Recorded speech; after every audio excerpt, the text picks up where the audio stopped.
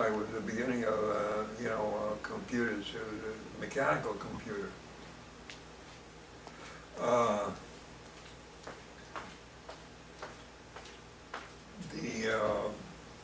Like I say, the trouble was you dropped your bombs, but by the time your bombs hit the ground, you were far away. You'd have to wait maybe when the pictures came out. So let's say they tell you there is a mission you need to go. You get briefed. Oh yeah, you get a brief. There'd be there'd be 30, 40 people, bombardier. We got a navigator too. I don't know why. I could have navigated. Every bombardier was qualified navigation. So they got everybody in the same room. They told everybody the same thing. Yeah. Several times since I was in office, the night before the mission, I would have a staff sergeant with me, and when we would go in a Jeep to the area headquarters, drive, to the area headquarters, and pick up the sealed mission for the next morning. They didn't, and that wasn't opened up until the morning. Mm. And had the maps and everything on it, but we didn't have the mission. The whole mission was in in boxes and everything, and we'd have to every night a different officer would go and pick up the. I went several times, drive down these dark roads in a Jeep. So it was kept very secret. Oh yeah. So then they tell everybody, and then everybody walks to the plane. Yeah. The B-24, how many people were they? In a B-24, you had the nose gunner, you had me, the bombardier, and you would have a navigator most of the time. Actually, we didn't really need a navigator, but they would, extra. And then you'd have a pilot, co-pilot, upper turret gunner, who, when we weren't actually in combat, he would come down and become the radio man. And then we had 2 waist gunners in the back and a tail gunner. So 8 people on board. 8 to 9 people on board. It was closer to 10. How did we get 10? Let's see. 1, 2, 3. Well, yeah, sometimes we carry an extra we carry a navigator. Waste of manpower.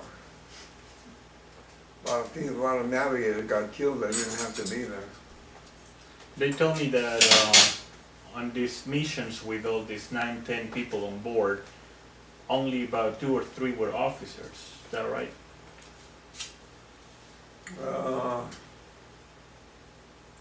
3 were. I was an officer, and the pilot and no co-pilot. So for how many hours would you be out in the air?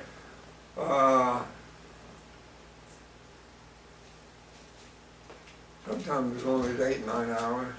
Wow. See, we were based in southern Italy, and we were going to Germany. We were going practically to Berlin. I can't remember the name of the town that was going. I was often wondering why we went to this other town which was south of Berlin, and it was so important that the first 2 missions I went on, we went to that town. I didn't find out till later. That was the only place in Germany that they were could make ball bearings. So they wanted to, the Allies wanted to cream it, which we did. Oh. Man, we creamed that place. We had the ball bearings. That actually that ended the war, because they could no longer build aircraft without ball bearings. So we creamed that place. Well, in the beginning, I was wondering, what the hell are we going to that place, instead of going to Berlin, And then I find out, that was the only place that they could build, they had the factory. they hadn't really,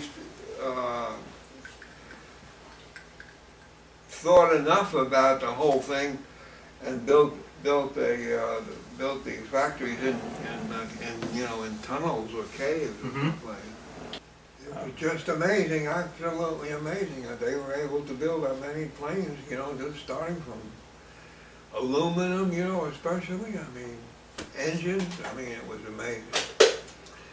But they had women, they had plants that worked right around the clock, 24 hours a day, without those engines. But the whole secret of the airplane was the engines. From the videos I've seen, the German fighters like to attack the tail of the plane a lot. I guess the gunner on the tail was. The gunner had a window in the back of the airplane. There was a window. There were 2 windows in the back of the plane. 2 on each side. Yeah. But how about the one? And a tail gunner. That one. And a belly gunner. I guess the one on the tail is the one that usually got it pretty bad. huh? Yeah. The belly gunner got it sometimes too. And that was a big problem because it was a huge problem actually, because if the belly gunner got in there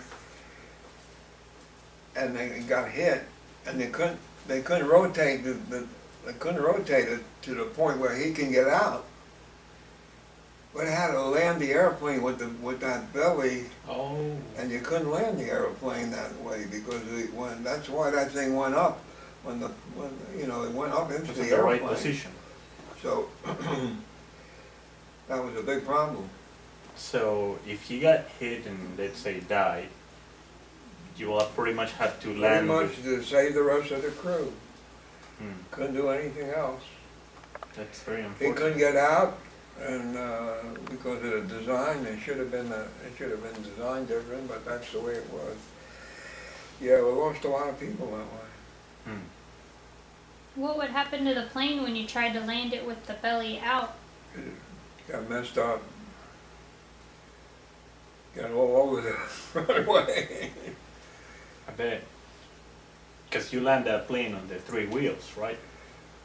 Yeah, yeah. Let me see, that plane.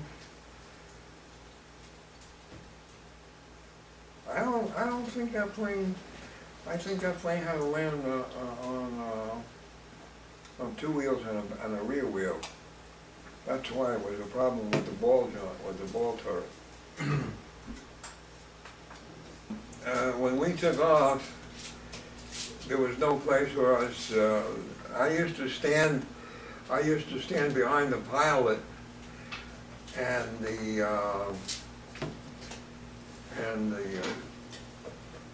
gunner, the upper turret gunner would stand behind the co-pilot. We didn't have no belts or anything. Wow.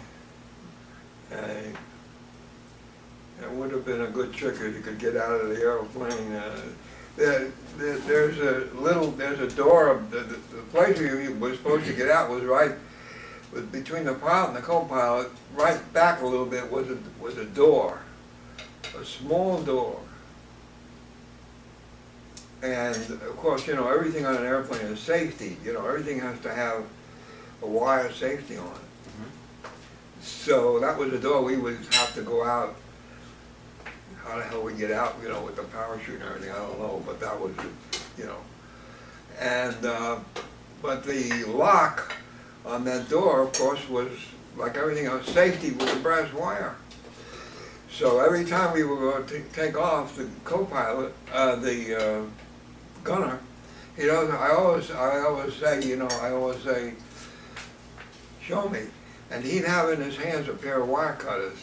So in case we crashed, we'd be able to cut those wires to get out of the airplane. I always say that, and he showed them to me.